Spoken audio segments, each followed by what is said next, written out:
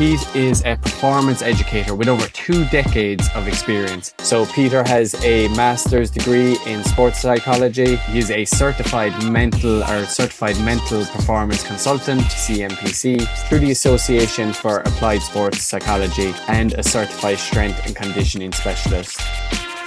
So you've gone from being this professional athlete to working with elite performers in various fields. Like, how did your experience as an athlete help shape your approach to educating and coaching others? After upwards of 20 years of competitive, you kind of learn the ropes, right? For me, my strength as a practitioner right now is probably in my ability to relate to what it means to have a competitive spirit and balance this idea of wanting to be a phenomenal player and wanting to at the same time grow as a person. This sort of transition from athlete to now serving athlete, my ability to kind of understand the competitive spirit at the core of the work I do. I know what it means to be injured. I know what it means to want to be the best and be critical of yourself when you're not the best. And I think that really helps when I'm dealing with athletes who demand a whole ton out of themselves every time they step onto the field. Do you think the landscape has changed? Do athletes demand more of themselves now, we'll say, in comparison to 20, 30, 40 years ago? I would say no. When I talk about this idea of the true athlete, that's sort of it's all over my website. It's right behind me here. What I mean when I say that is not the athlete that can run faster or jump higher or lift more weights. There's a whole lot of them everywhere from here to Dublin. You could find 1 million of them, right? There's a lot of those types. What I think is rare are the athletes that truly trying to become the best version of themselves, right? To optimize the potential. So there's a difference between being an awesome athlete and just being faster and stronger than everybody else and really wanting to ask a lot, the most out of yourself. And I think athletes in the decades ago had that drive in the same exact way they do now. Perhaps it's amplified a little bit now because social media and the microscope is on everything, and there's implications to money and scholarships and all of the tricky landscape of competitive sports. It's even, malicious at times. But I think the true athlete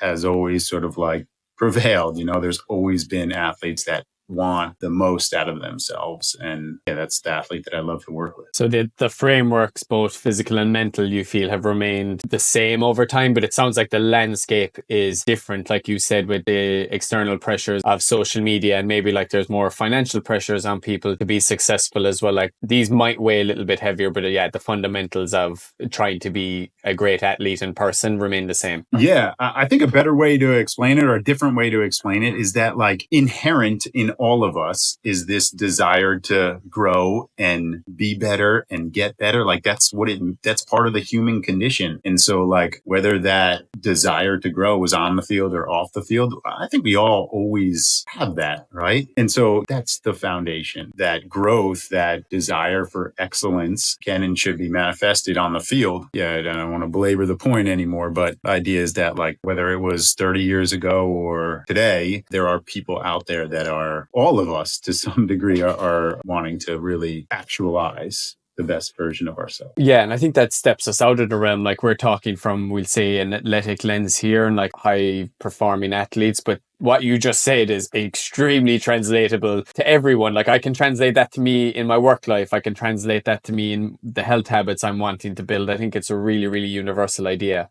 No doubt. I think you're speaking the truth. That precisely the point I'm trying to make, and I'm dancing around here, which is we're all trying to be great at something. And I view myself as the supporter of the individual that is on that journey. Pete, I do really want to segue. We can dive into mental toughness in just 2 minutes, but when I was looking through your bio, one thing I actually didn't know about you at the time was the way you worked with the special operators in the US Army as a cognitive enhancement specialist. That sounded so exciting and intriguing to me. Can you tell us a bit more about that experience and how it might differ maybe from working with athletes in traditional sports? Yeah, Yes, it's undeniable. It was an amazing experience. There's some smart people around there. I had some great mentors at the time, but it was truly unique. I felt like I was at the tip of the spear of like performance psychology, working with the best of the best, these very, very elite soldiers, and the stakes were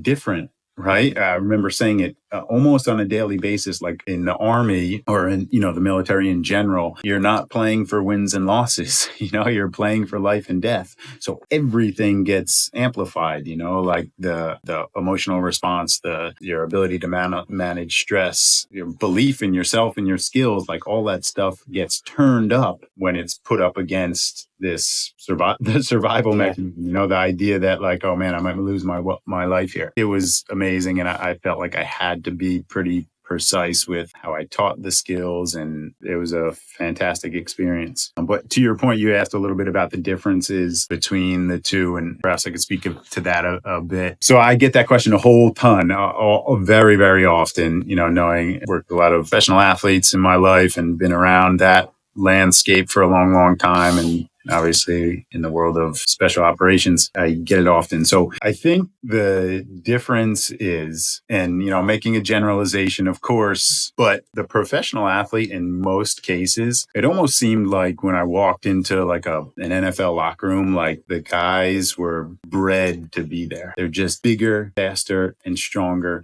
and have been that way their entire lives. They should be in the NFL, I remember thinking to myself, like in all my years wanting to play in the NFL, and then walking into an NFL locker room, and it was like, oh man, these guys are just different dudes. They're so big, they're so fast, they're so strong. Immense amount of respect for what they do and what they put their bodies through. They were just phenomenal athletes. On the special operator side, I could say the same thing about their like mental and psychological makeup. Like they were just so damn tough. They believed so much and they had such conviction. They made the job almost easy because mental toughness was like who they were. Yeah. I want to just stop right there. But I think that's the big thing that stood out, sort of like these really physical skills on the pro athlete side and these really tangible mental skills on the toughness in general on the soldier side.